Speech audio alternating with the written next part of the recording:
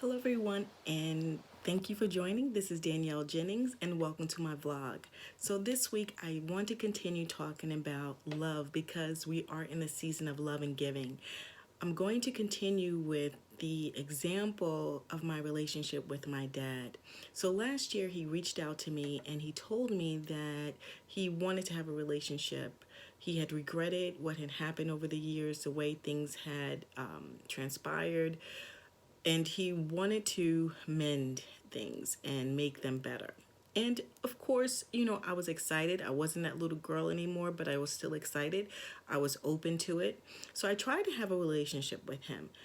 Everything was going great until we started digging a little bit deeper. At first, it's all that surface stuff. How's things going? Things are going good. How's the church? Everything's good. They own a funeral home. How's the funeral home doing? The whole nine. But then we start to get a little bit deeper into about, he started sharing about how, he sacrificed so much, over the years, where he adopted his wife's six siblings when they were younger, and he adopted another little girl, how he put them all through school. They all have master's degrees. He bought them cars, just the whole nine. And while he was doing that, honestly, I started feeling some kind of way. And maybe I shouldn't have, but I did. And because I started to feel like, wait a minute, look, I know how much I got, racked up in student loans. I know how hard my mother worked to try to take care of me and my brother and my sister. So it was kind of hard for me hearing the level of sacrifice that he had put into taking care of them when I felt like I was forgotten. And so when we would talk, I was no longer happy to talk to him, and I was actually starting to put up walls. So I decided, you know what, I'm gonna talk to him. So I reached out, and we talked, and his response kind of like threw me off a little bit. Mind you, he did apologize. He did. And so he felt that by this time I should have been over it. I should have been over my feelings of hurt because now he was in my life, but that just wasn't the case.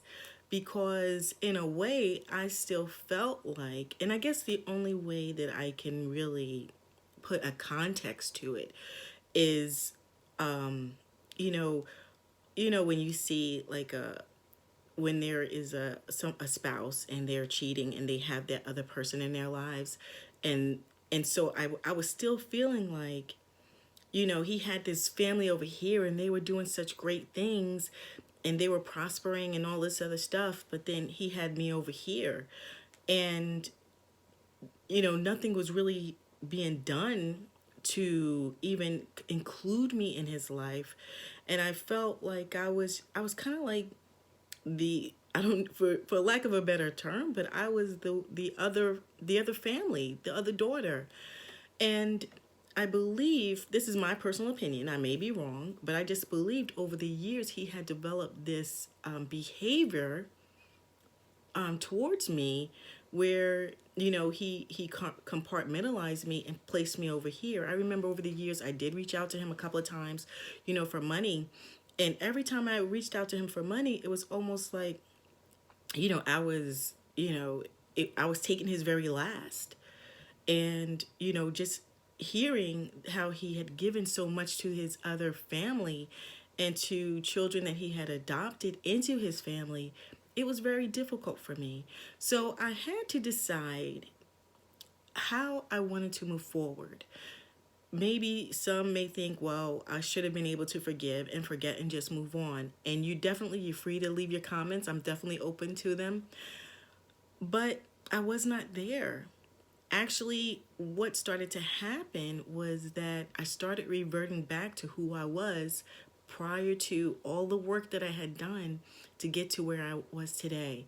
I no longer saw my value. I actually started not wondering what's wrong with me.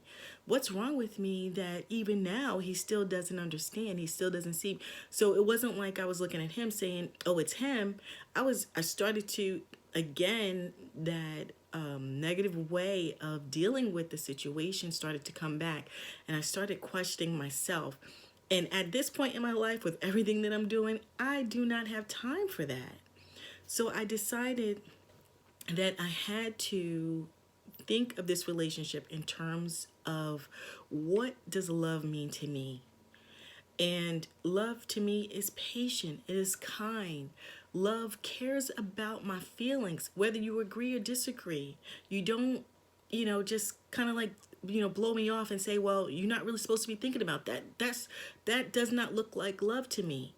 So, because I created a measure of what I think love is for me, and it's not to say, of course, that it's the ultimate, but there are things about me, a love language that I have that at the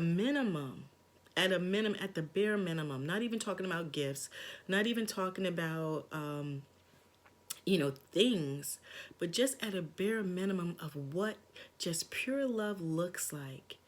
And because I personally believe, and again, I could be wrong, he has developed this behavior of treating me like the other daughter, that unless he was willing to change the way he saw me, that I could not allow this relationship to continue.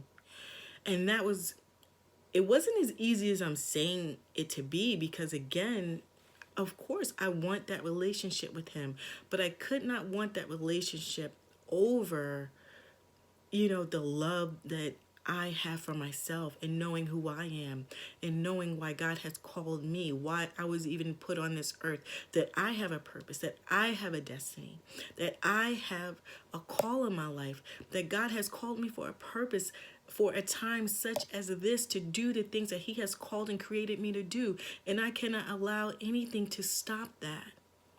So this year, this Christmas, I would say to you, if you're in any type of relationship, it doesn't have to be a parent relationship, with a friend, a boyfriend, or just if you're at that place where when you're with someone, you you start to devalue yourself and you start to lose who you are. I would suggest just take a step back and just think about it, because the greatest gift that you can give yourself is to love yourself. The Bible says that we should love our neighbors as we love ourselves. And a lot of times we put so much emphasis on loving other people that we forget that we have to love ourselves first. So the level as to which we love ourselves is the level that we can love others. If we love ourselves greatly, we can love others greatly. So today, that's all I have for you. But again, the greatest gift that you can give yourself is love. So love yourself first.